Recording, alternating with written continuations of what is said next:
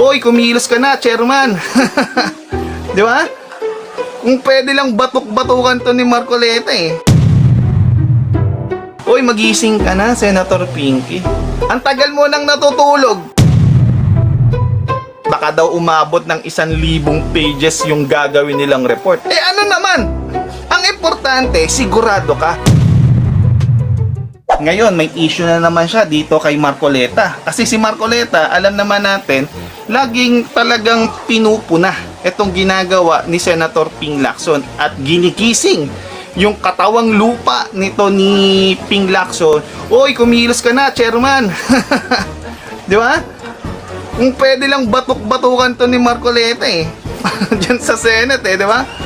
Kumilos ka na kasi naghihintay na po kami na taong bayan kung ano na yung resulta sa issue po ng flood control.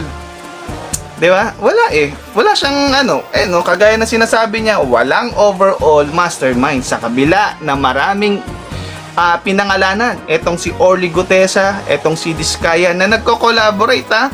Hindi lang basta pinangalanan, kundi nagtutugma yung kanilang statement doon sa kanilang doon sa pagpuntirya, doon sa di umano'y mastermind sa likod ng flood control. Eh ang problema, walang investigasyon, walang pagpapatawag ng hearing diyan sa Senate, sa BRC para talakayin yung issue ng flood control eh.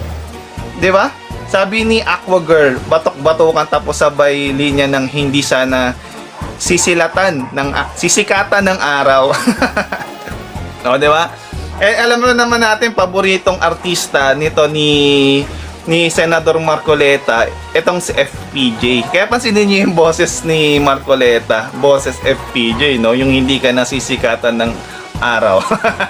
Tapos popompyangin yung muka, no? Uy, magising ka na, Senator Pinky. Ang tagal mo nang natutulog. Yung huling hearing natin sa BRC, kailan pa yon? Ang pagkakaalam ko, January pa yung last hearing ng, di ko tanda yung data. Balang ko last January pa yung hearing. Anong buwan na? May na po. May 7 at gumagalaw pa po yung panahon. At ngayon, may nakapilang bagyo ngayon papunta dito sa Pilipinas, pero hindi pa rin tayo tapos sa issue ng flood control. Ang ini-insist kasi nito ni Pinky, kailangan daw pirmahan daw muna ng mga senators, makakuha siya ng 9 signature para aprubahan yung partial report na kanyang ginawa. Ngayon, ang reason niya kung bakit daw siya gumawa ng partial report, mahaba daw kasi yung kwento ng flood control eh. Pag pinagpatuloy daw nila, baka daw umabot ng 1,000 pages yung gagawin nilang report. Ano naman? Ang importante, sigurado ka at kompleto yung report mo kahit gaano karami yan. Diba? Kung ito nga sila, yung mga nag-file nga ng kung ano-anong kaso dito kay VP Sara nakita mo, isang buong L300 pinuno nila ng papel, tapos ikaw 1,000 paper, nagre-reklamo ka. Obviously, napakalawak kasi ng problema ng issue ng flood control. So, wag mo nang questionin kung gaano karami yung papel na magagastos mo sa paggawa ng report. Ang importante, kompleto. Thank you po Ma'am Christine MD, thank you so much, heartmate. Ang importante, kompleto yung ginawa po ninyong investigasyon. Bakit naman pipirmahan ng mga senador yung ginawa mong partial report na ikaw mismo wala ka nakikitang overall masterminds at hindi kompleto yung kwento ng flood control? 'Di ba? Kaya dapat dito inahambalos talaga 'to eh. Hambalosin natin si Pinky para magising. 'Di ba? Wala eh. Magkakaroon na naman ng bagyo. 3 LPA na magkakasunod sa atin.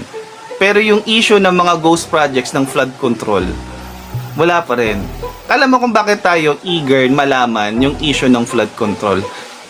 Kasi mga kababayan, trilyon ang ninakaw nila at pinagpiestahan nila.